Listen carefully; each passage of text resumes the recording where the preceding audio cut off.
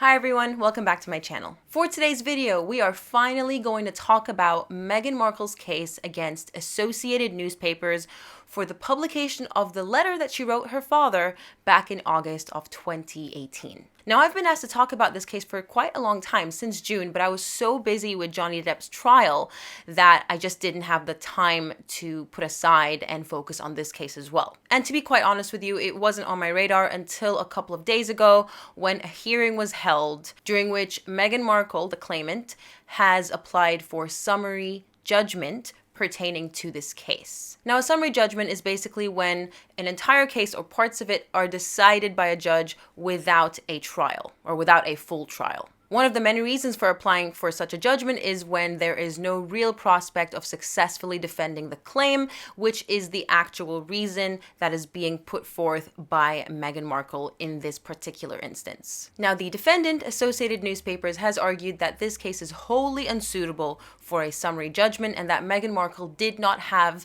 any real expectation of privacy when she sent the letter to her father. The judge has decided to reserve his judgment, so he did not render his judgment on the same day of the hearing. Now, if this application is dismissed or if it fails, the trial will go ahead in autumn of this year. Now, I have tried to find the actual pleadings that have been filed by both parties, but all I could find were the judgments that have been released by the judge up until this point. So thankfully, he summarizes both of their cases, so the complaint and the defense. And so that's primarily what I'm going to be relying on for this video. And yes, I will be referring to her as Meghan Markle because that is how she is still referred to in the media and everywhere, really, to this very day. I do understand that she is now Her Royal Highness, the Duchess of Sussex. But just because it's so much easier to say than Her Royal Highness or the Duchess of Sussex, I'm just going to refer to her as Meghan Markle. All right, so back in August of 2018, after Miss Markle's marriage to Prince Harry in May, she wrote a letter to her father. Now, that letter was eventually leaked to the press by her father himself, Mr. Markle. The subsidiaries of the defendant, the Mail on Sunday and the Mail Online, published parts of the letter to the public. And so Meghan is suing the defendant for the following causes of action: misuse of private information, breach of duty under the General Data Protection Regulation, and infringement of copyright. The relief that she is seeking is the following: damages, including aggravated damages, compensation under the GDPR, and damages, including additional flagrancy damages for copyright infringement. Additionally, or alternatively, she is also seeking an injunction, and this would be a court order forcing the defendant to take down any publications with the letter in order to cease processing and to erase her personal data, and delivery up and forfeiture of all copies of the letter in the defendant's possession, power, custody, or control. All right, so she's clearly asking for quite a bit, and she does have 3 separate causes of action against the defendant, all pertaining to the publication of the letter. So now that we know what led to the lawsuit, what Meghan is claiming, and what relief she is seeking, we're going to have a quick look at the laws that apply. And then in the midst of that, we're going to look at what the defense is claiming and what their arguments are in response to Miss Markle's claims. So the first question really that stands out is, are letters, or are the contents of letters, private and confidential?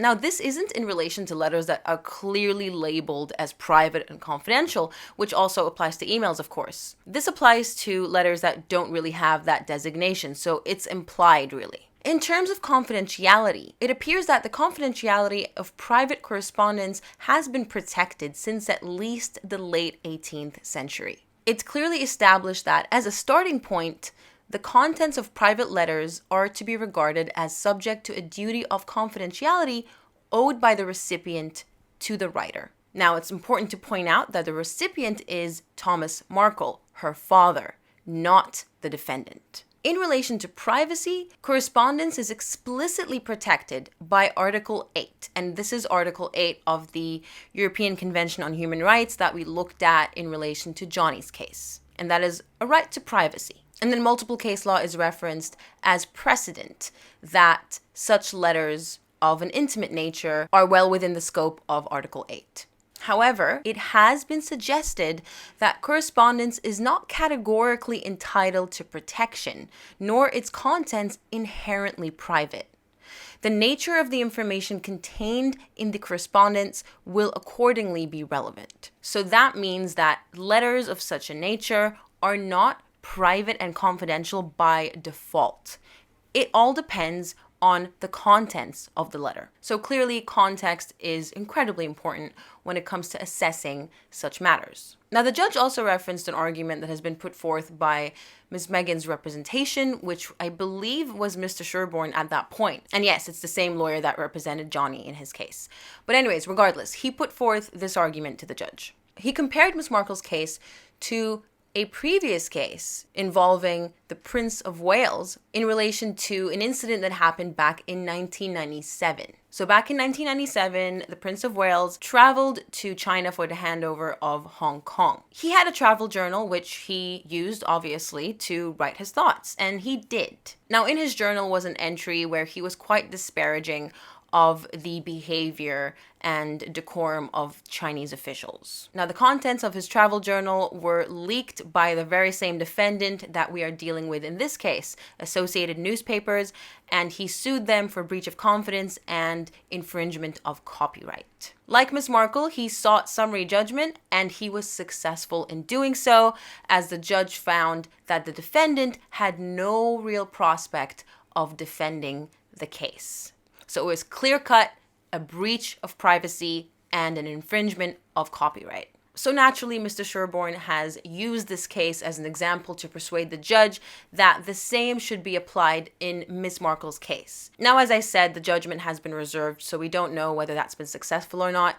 I think that a journal entry is very different to a letter that you send someone. When you write a journal, you write it for yourself. You really don't have any reasonable expectation that the contents of your private journal will ever be shared with anyone. Not your parents, not your lover, not your siblings, not your best friend. With Ms. Markle's letter, however, specifically because she already had a turbulent relationship with her father by August of 2018, so he had already started to court the media before her wedding, on the lead up to her wedding, and he staged paparazzi photos, he gave interviews, and of course he was paid for these interviews and for these photos. So he already displayed to her that he was in bed with the media, for lack of a better word, and he was already the type of person to court them and to leak information or to give them photos behind Meghan's back. Now, I'm not saying that he should have sought permission from her to talk. I do think that if he wanted to go out and give interviews about his daughter's impending wedding, I think he had every right to do so personally. I do understand it depends on the nature of their relationship and the personalities involved. Maybe in Ms. Markle's mind, it seemed fair that he would ask permission first because of the stature of the family that she is marrying into. But all in all, I'm not here to comment on whether Mr. Markle should have given these interviews. I'm just saying that he did, and he continued to do so, and she knew. So I'm asking you actually as the audience right now, did she have a reasonable belief that the contents of her letter would never be shared with the public? Because now we're going to talk about the defense, and that is the gist of their defense. So here is a summary of the defense's position. First, they dispute that the contents of the letter were private and confidential, and they deny that Ms. Markle had a reasonable expectation that it was or would remain private. Alternatively, publication was justified in pursuit of the protection of the rights to freedom of expression of the defendant, its readers, and Mr. Markle. Which is in a way, I suppose, I didn't even anticipate this, related to what I just talked about with regards to whether Mr. Markle had the right to court the media, give interviews, etc. Many would argue that that's his right, his freedom of speech and his freedom of expression. But that's not really what we're talking about here. We're talking about publication of the letter itself. Now, we're talking about the letter that she wrote to her father, not his response. Her issue is the fact that her letter, that she penned with her own hand, was published. Is that really an exercise of Mr. Markle's freedom of expression, publishing a letter that he never authored? Personally, to me, that's more of a weaker argument. I think it would be fair for him to argue freedom of expression with regards to expressing himself, his own words, but to argue it in relation to the publication of someone else's work or someone else's written words is really stretching it, in my opinion. Secondly, they argue that although the information in the letter was personal data, the defendant's processing of it was not unlawful, nor was it unfair. So they once again rely on freedom of expression and on a contention that the claimant, Ms. Markle, impliedly consented to the disclosure. Alternatively, the defendant relies on the exemption that is provided for by Article 85 of the GDPR. Now, I've looked up this article. I'm completely unfamiliar, by the way, with the GDPR. I'm not a resident of the EU, so I've had to research this. So this article is basically an exemption to the protection of personal data and privacy of EU members. So it's a reconciliation or a balancing act of freedom of expression on the one hand versus privacy. The third point that they rely upon is it is denied that the letter is an original literary work, which is what Meghan is claiming with regards to copyright infringement.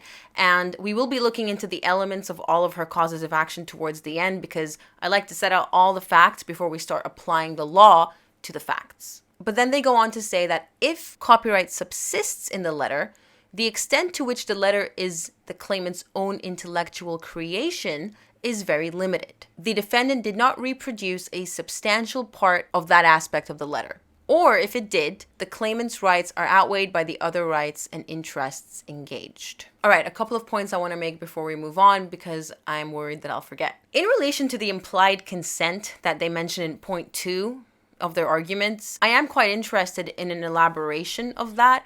I suppose they're arguing, and this is what I've garnered from the judgment, that by virtue of her position as a public person, and again, with her knowledge that her father will probably leak the letter, she impliedly consented to that. So she took the risk knowing that it could happen. I think that's what they're trying to argue here. And then, as I said, she's claiming that her letter is an original literary work because she penned it herself. She didn't copy it from anyone else. Copyright law was actually an elective that I did not take back in law school.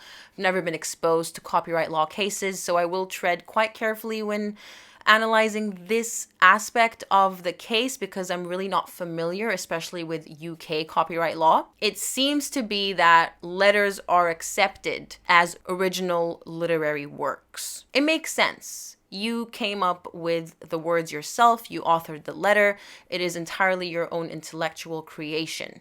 It's like writing a poem or a song. And let's not forget that the journal entry that was penned by the Prince of Wales back in 1997 was found to be his copyright. So the publication of that entry was an infringement of that copyright. So if it applies to a journal entry, then it would make sense that it would also apply to a letter. I think the weakest of all of their defenses is the third one, saying that, first of all, it's not copyright. Second of all, even if it is, whatever we published was not protected by copyright. So it's all over the place. It doesn't make sense, which is why I wish I had my hands on the actual pleadings that have been filed by the parties and the skeleton arguments so that they could elaborate on the point that they're trying to make here. Now, the second issue is whether the recipient of the letter, being Mr. Markle here, had an obligation to keep it private and confidential. I do want to point out that Mr. Markle is not a co-defendant in this case. He is a witness, though. I do believe he has already filed a witness statement because there are some news articles that I found online that have obtained the statement and have referenced it. But he's not being sued. But in any case, did he have an obligation to keep it private? The defense states that, as a general principle, a recipient of a letter is not obliged to keep its existence or contents private unless there are special circumstances, such as a mutual understanding between sender and recipient that the contents of the letter should be kept private. The recipient of a letter is entitled to tell his or her own story about matters which may be referred to in the letter, including disclosing the state of his or her family relationships and interactions. So the defense is alleging that there were no special circumstances, nor was there any such mutual understanding. Ms. Markle knew it was possible or even likely that her father would disclose the contents of the letter, including for publication in the media. The defense goes on to assert that the letter was written and sent with a view to it being read by third parties and or disclosed to the public, Alternatively, knowing that this was very likely, the claimant herself had knowingly caused or permitted information about her personal relationship with her father, including the existence of the letter and a description of its contents, to enter the public domain, and the letter doesn't appear to contain the claimant's deepest and most private thoughts, but to be an admonishment by the claimant of her father for failing to behave as she would have wished. So we've mentioned this several times already by this point. They're claiming that she knew, or at least should have known, that it would be leaked by her father. Now, I agree that she should have known, but does that in itself deprive her of the right to privacy? I'm really interested in finding out what you all think in the comments section, so please let me know. With regards to the second point that I just read out, just because the nature of their relationship was made public, that, again, to me, I'm not sure if that necessarily means that she is thus deprived of any reasonable expectation of privacy, especially with regards to family relationships as stipulated by Article 8. So it's one thing to put your relationship with your father out there because he forced it upon you, really. I mean, we haven't really heard anything negative or anything bad about Miss Markle's relationship with her father until we found out that he staged the paparazzi photos and wasn't going to attend the wedding. So she wasn't airing their dirty laundry. He did. And then as for the last point, now because I don't want to perpetuate this publication of the letter, I'm not going to be putting up excerpts of it on my video. It is very easy to find online, so if you want to read it for yourselves, by all means, it's already in the public domain. I have read it in order to best prepare for this video and for future videos, and I don't believe it's, as the defense describes it, an admonishment of her father's behavior. I do think that she is expressing her heartbreak over him and the way he has treated her and Harry over the last few months building up to their wedding and after. So this particular point made by the defense, I do believe, can be quite subjective. I think it depends on the perspective of the person reading the letter. So I wouldn't be surprised if a number of you agreed in the comments with my position of this is her expressing her heartache and wanting to understand why her father was behaving this way, rather than admonishing him. But then some of you may think that it is a clear admonishment. I think we're all entitled to our interpretations of the letter. So with regards to this point, it will be up to the lawyers to best argue their client's case, because there is a lot of room for argument, at least in my opinion. It's not a clear-cut situation because interpretation by its very nature is subjective, based upon the perceptions of the person doing the interpreting.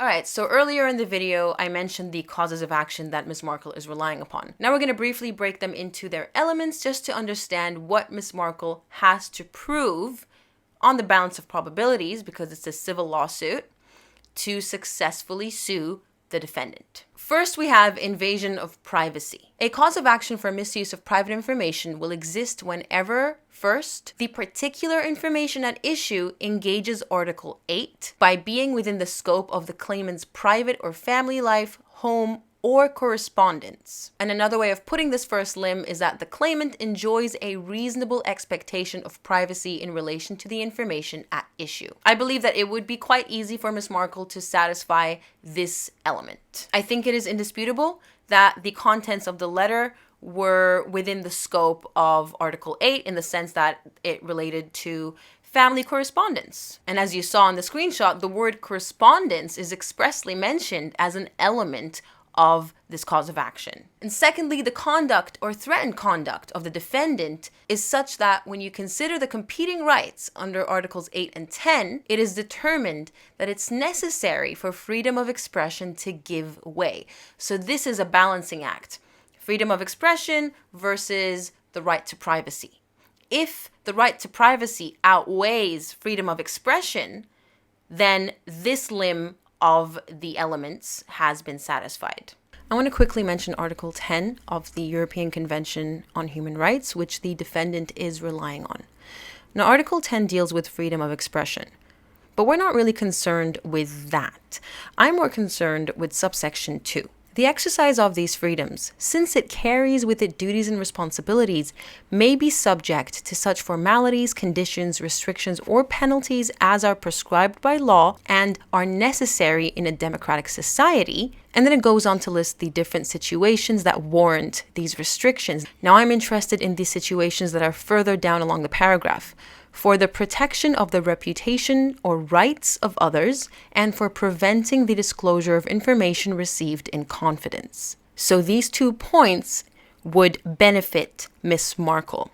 So even though the defendants are relying on Article 10, subsection 1, Miss Markle can also rely on Article 10, subsection 2, to argue that there are limits to freedom of expression, because her case really falls clearly within the limits of subsection 2. Which is, again, protecting her reputation and her right, being her right to privacy here, and also for preventing the disclosure of information received in confidence. She sent that letter in confidence, or at least that's her argument. So if it were up to me, the balancing act seems to be in favor of Miss Markle. Her right to privacy outweighs freedom of expression. Now, there have been many articles that paint her in a very negative light. They criticize her wardrobe, the renovations, they make up rumors, they lie about her, but she hasn't sued them for that, because that's a freedom of expression. Now, of course, that exists within reason. As we all know, defamation laws exist. So if they defamed her, then she could sue them if their freedom of expression went too far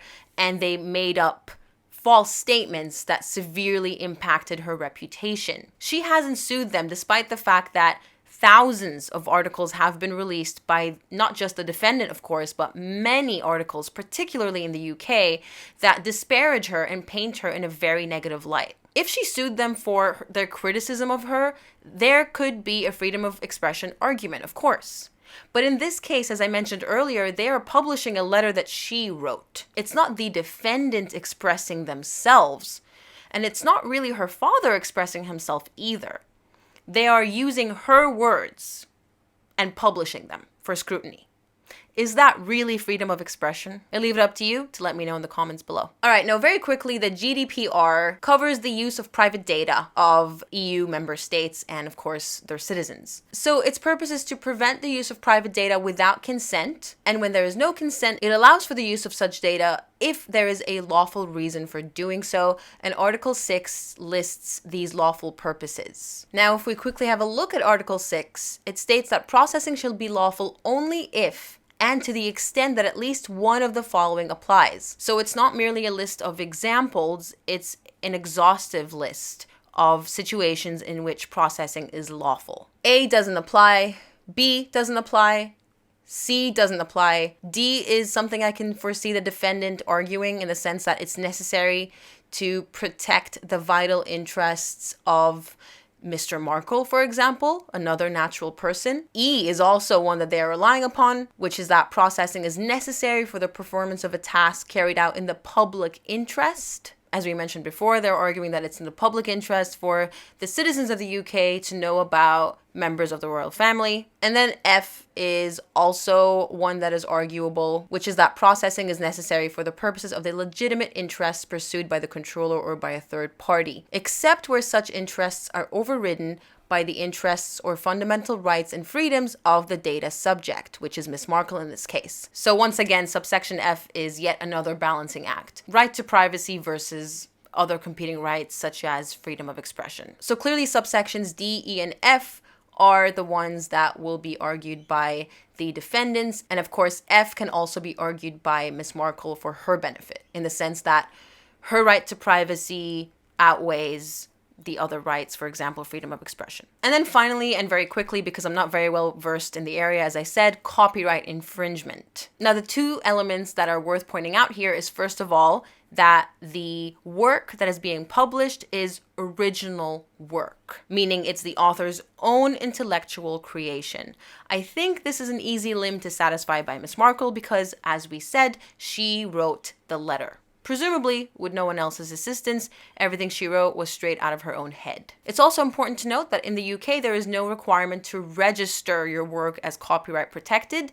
It's implied automatically as long as it's original. Oh, and before I forget, just to be fair, I want to quickly share an excerpt from Thomas Markle's statement in which he explains why he leaked the letter. He states that the only way he could share his side of the story was by allowing the Daily Mail to actually quote from and reproduce parts of the letter. He insists that the text of the letter proves that what was said in People magazine about the letter was wrong. The People magazine article he's referring to is the one in which 5 of her friends, I believe, commented on the nature of the situation between Mr. Markle and Miss Markle. And Miss Markle fought to keep the identities of these 5 friends of hers private, which she successfully did. So he disagreed with their portrayal of him, and according to him, that's why he felt the need to release Miss Markle's letter that she sent him in order to dispel whatever was said about him in People magazine. Now, I mentioned very early in the video that only particular portions of the letter were published, not the entirety of the letter. So Miss Markle is arguing that they did that on purpose to paint her in a bad light. Mr. Markle has a response for that as well. He says that he expressly instructed them to only share extracts. The choice was mine. I did not want the whole of the letter to be published. The reason for that was because I thought the letter as a whole made Meg look terrible. I do not want to attack or hurt her. In relation to the People article in which her friends talked about Mr. Markle, Miss Markle's legal representatives claimed that Meghan had no knowledge of that article prior to its publication. They claimed that had she been asked or been given the opportunity to participate, she would have asked the Kensington Palace communications team to say on the record that she had not been involved with the People magazine article. Additionally, Miss Markle states that she was unaware of her friend's actions and was not involved in any way. It's very messy. It's clearly very messy. A lot of characters are involved. It's messy also because of this entire concept of Mr. Markle trying to clear his own name in the media, to which he is entitled. But then again, why don't you just come out and give an interview responding to the allegations in People magazine? Or maybe he did, by the way. I'm not sure. I don't really follow this too closely. But that would have been enough.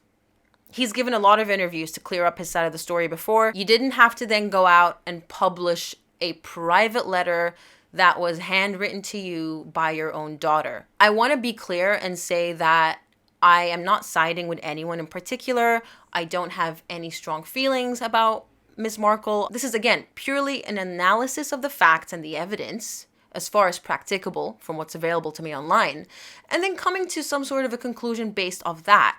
And I think that it's wrong to publish a letter that your daughter sends you. I think it's selfish to publish that letter to clear your name only to disparage hers, especially when she's already getting such negative attention in the press ever since she was announced to be, linked to Prince Harry. And I think the fact that he specifically said, I instructed the newspaper to publish portions of it, really highlights how devious he is. Because if he really wanted the public to know the truth, as he claims, why not publish the entire letter?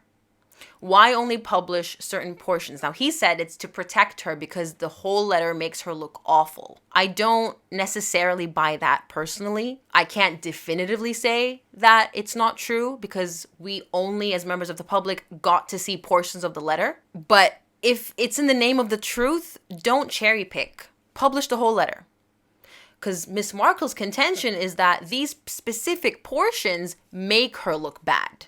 So it's the opposite of what her father is saying. It's always messy and tragic when it comes to family members fighting publicly, because it's bad enough that you're fighting with someone that you love, especially if it's a parent or a sibling that you grew up with, they're your blood. And then to make it public and have people ridicule you as people have been, it must be incredibly difficult for both parties. All right. I think that's about it for this video. I hope I imparted all of the material facts to you. There was a lot because it has been going on for quite a while, and I really tried to fill it and give you the meat. Now, I will be on the lookout to find out whether summary judgment is granted in Miss Markle's favor. It would be an enormous win for her because that means she would be successful in her claim without having to go through a full trial. Do let me know what you think in the comments below. Do you think summary judgment will be granted? As in, will the case be decided in Meghan's favor without a proper trial? And secondly, if it goes to trial, do you think Meghan or Miss Markle, I keep calling her Meghan, do you think Miss Markle's case is strong? Or do you agree with the points that we discussed that have been put forth on behalf of the defense? Also, if you'd like to support my channel, please check out the link to my Patreon in the description box. If you enjoyed the content of this video, please hit that like button. And if you didn't, go ahead and dislike it. And if you haven't subscribed already, please do. It would be an honor to have you on board. Thank you so much for watching. Stay safe, and I will catch you in a future video.